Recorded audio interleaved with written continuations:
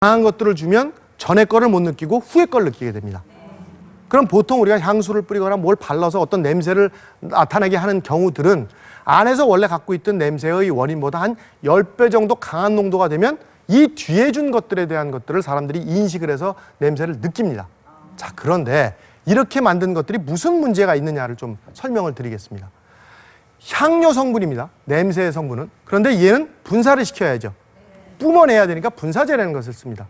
공기 중으로 기화를 시켜야 되니까 휘발제라는 것을 씁니다. 그리고 소독 성격을 띄어야 되기 때문에 소독제라는 것을 넣고 안에서 미생물이 번식되면 안 되기 때문에 살균제라는 것도 쓰고 잘 풀어지라고 계면활성제 성분도 쓰고 공기 중에 오래 남아있으라고 푸탈레이트와 같은 성분들을 집어넣습니다.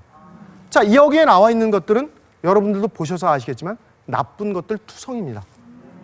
굳이 냄새를 없애기 위해서 더 강한 향과 나쁜 것들을 쓰셔야 되겠냐라는 겁니다.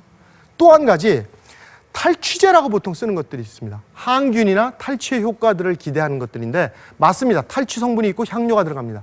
근데 이거는 산도도 조절을 해줘야 되고요. 휘발도 시켜야 되겠고 분사도 시켜야 되겠고 마찬가지로 미생물과 같은 것도 못 자라게 해야 되겠습니다.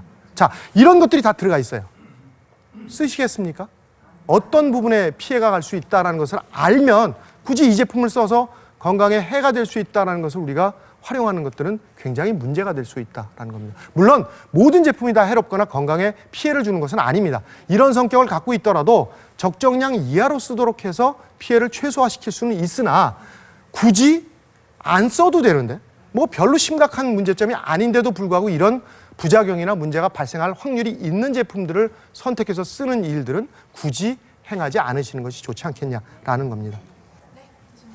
예, 따라서 탈취제나 방향제와 같은 것들을 안전하게 쓰시는 방법은 일단 환기라는 것을 병행하시라는 겁니다. 이게 결코 우리 건강에 도움이 될 수 없는 부분들이 꽤 많이 있기 때문에 환기라는 것을 병행하지 않으시면 아까 보여드렸던 그런 여러 가지로부터 건강에 피해가 생길 수 있다는 것들이고, 두 번째는 직접 분사하시지 마십시오. 더더군다나 호흡기나 이런 쪽에 가깝게 하시면 굉장히 큰 예상 못한 일들이 발생할 수 있기 때문에 절대 멀리서 분사를 하시라는 것들이고, 세 번째, 환기가 잘 되는 곳이라 손 치더라도 바람 방향하고 반대로 서십시오. 그래야 내가 덜 쏘입니다. 내가 쏘이지 않을 수 있는 방법들을 이용해서 쓰시는 것이 그나마 탈취제나 방향제를 쓰시더라도 피해를 줄일 수 있는 방법 중에 한 가지라고 말씀을 드릴 수 있겠고요.